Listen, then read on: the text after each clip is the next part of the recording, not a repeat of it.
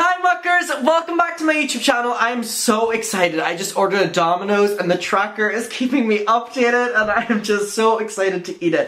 But today we are going to be talking about, we all know now, if you've been watching my channel or you're in the community, you kind of know that, oh my god, I just got the ringing in my ears again. Does anyone else sometimes get that, like, throughout the day whenever you just start hearing, like, a ringing in your ears? Actually, I don't want people to be, like, diagnosing me with, like, health things. So, actually, I didn't say that. Okay, so, as we know, Shane and... Oh, it's gone. Shane and Ryland... Probably just the voices. Shane and Ryland are moving from Los Angeles to Colorado. Now, they've been documenting the process of... Which is very interesting to me, actually. I'm not going to say weird, but interesting. They've been documenting the process of maybe moving to Colorado.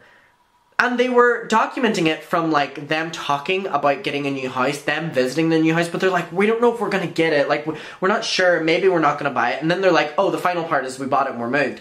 So it's like, oh, they probably knew all along, like, I get it for, like, entertainment, they're like, oh, are we gonna move? Are we not? Are we gonna stay in LA? Are we? Like, I get that that's the entertainment value, but obviously, like, if we're logical thinking, they knew that they were gonna move probably for a while. And I have some notes that clarify, this is my notes, this is my preparation, my homework. It seems as though this is something that they've been planning for quite some time and maybe was just now a natural progression for Shane and Ryland. Now, I do just want to say that getting out of LA is probably going to be the best thing for Shane Dawson at least, and we all know that he's planning his YouTube comeback. He's been saying it here, there, and fucking everywhere. And so maybe not being surrounded by, like, people like Jeffree Star, maybe that'll do a world of good for his content and will be a world of good for his supporters being able to see, like, the Shane that they saw before Jeffree there. But I do just want to say that I have a few notes on what Ryland said, because he talked about it on the podcast. Then I'm going to show the clip. But I've kind of taken, like, key moments that I kind of just want to talk about. So, Ryland's family live in Colorado. Shane's mom lives in Los Angeles, and she moved there because of Shane. So, Ryland said that, you know, him and Shane are doing this big move because they're going to be closer to Ryland's family. Which is interesting to me, because I have a note down here as well. It says, where is it?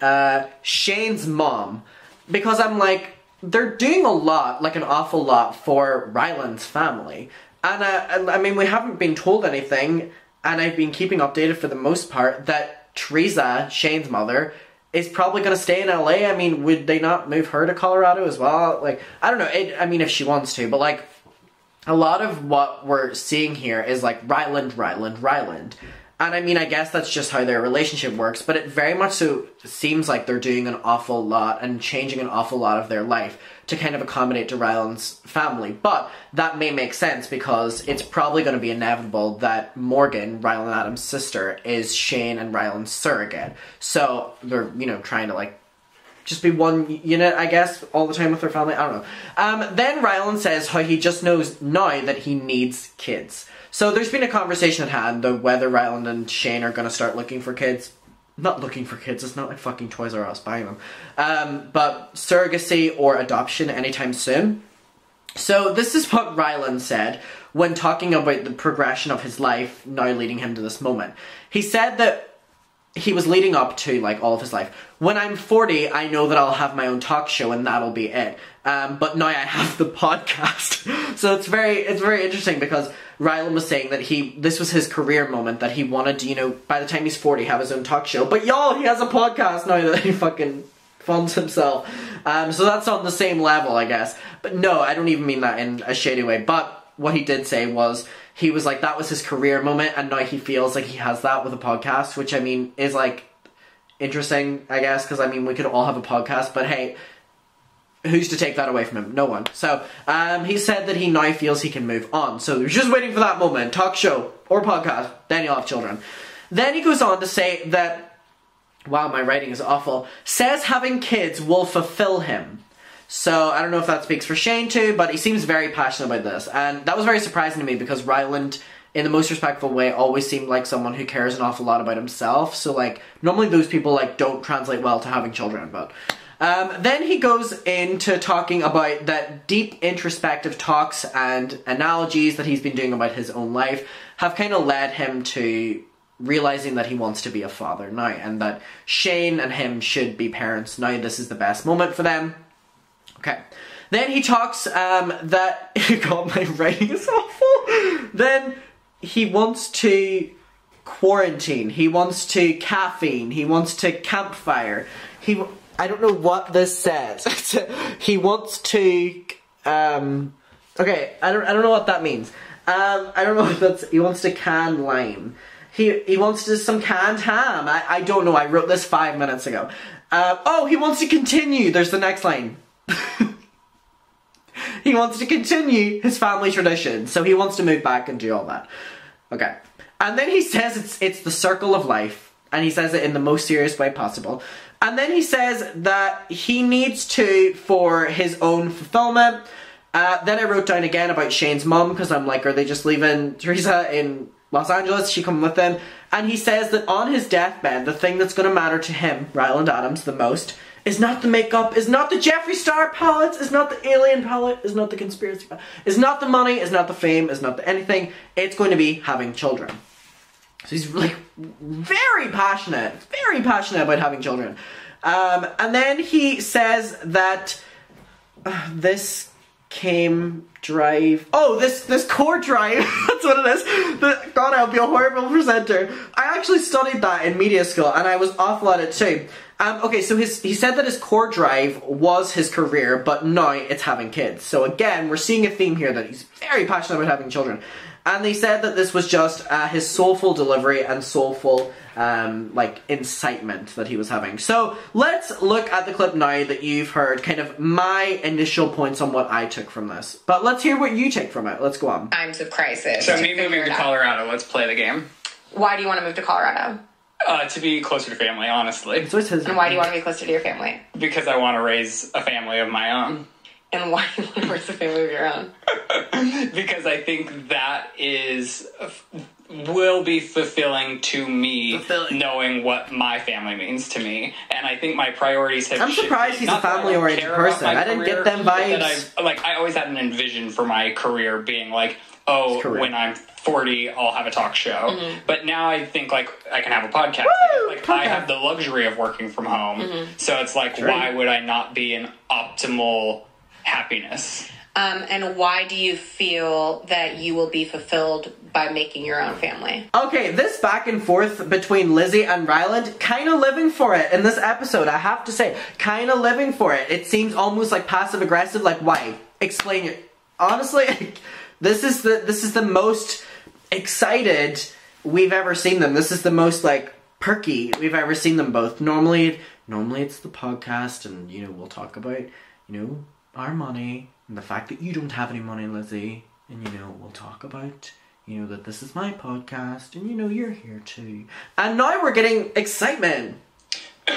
Well, I think this is where it gets tricky, and you totally don't have to answer this because who the fuck am I? And we're on a podcast right now that we're filming, and so, like, I don't want you to feel pressure to answer that because I do feel like pressure to answer it can be somewhat, like, you know, it upsets what's going on. Because my family are the most important relationships I have in my life. Right. So I want to continue that on. Like, I want to, not only do I think it will be fulfilling for me in my life, in my day-to-day, but I also think, like, it's just, like, a circle of life, you know? Yeah. All right, well, back to this person. Yeah, but what you did is, on your own, I think you had a shift of core values. So initially, your core values... You know the way they talk about this? Because I feel like they talk about this in, like, every episode about, like, Ryland's, like, shifting, like, you know, core values. Like, the very good point, they just brought it up themselves. Did that, like, are we referencing the cancellation every time? Because it seems like they always talk about, you know, whenever we really had that moment of realization. You see, whenever all that hit us, see when we start thinking straight, like, are they talking about the cancellation with Shane? I mean, I guess so. That was kind of an incredibly huge moment that has still changed Ryland's career. The only reason I'm not saying Lizzie is because I literally have no idea what her career is. But yeah, I mean... driven, and now your core value is family life. See, they're saying he changed after the cancellation. A huge dream and ambition, right? Right. So what you did is you came to a soulful, you know, discovery that something is more important to you than another thing. And it's like, I had the same thing when it came to Joe. I have a huge dream that I put before everything, much like your dream, even though it's a different version of it. And when I met Joe, my dream changed. Right. And, you know... So, is that moment, whenever you met Joe, whoever the fuck Joe is, so you met Joe, is that Ryland getting cancelled or Shane getting cancelled? Like, is this what we're talking about? Like, it took a moment, it took the internet coming for them to realize, you know what, we're out. Is this it? Alright. If what you're doing is based off of, again, I'm going to sound like a broken record, like love and kindness, and if your next step is in the direction of love and kindness for yourself and for the world, take that fucking step.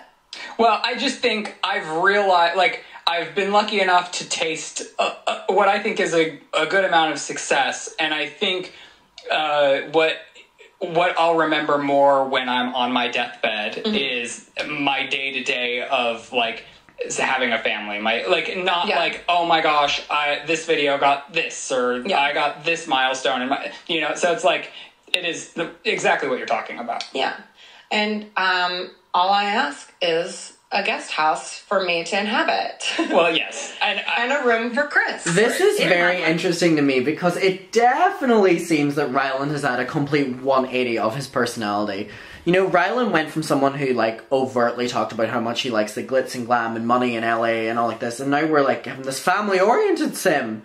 It's definitely very interesting, and I mean, hey, was probably for the best for him. What he's saying about, like, his fulfillment of, like, family and stuff like that, in terms of being near his family or, like, raising a family, I get when someone says that, you know, like, for me at least, it's not really children, it's, like, my dogs, and, like, I'm like, oh, like, in years to come, like, I can look back and, you know, my dogs are with me then, and I'm like, look at all the life we've had and how much life we have to live, like, it's, like, raising this thing that's not a kid.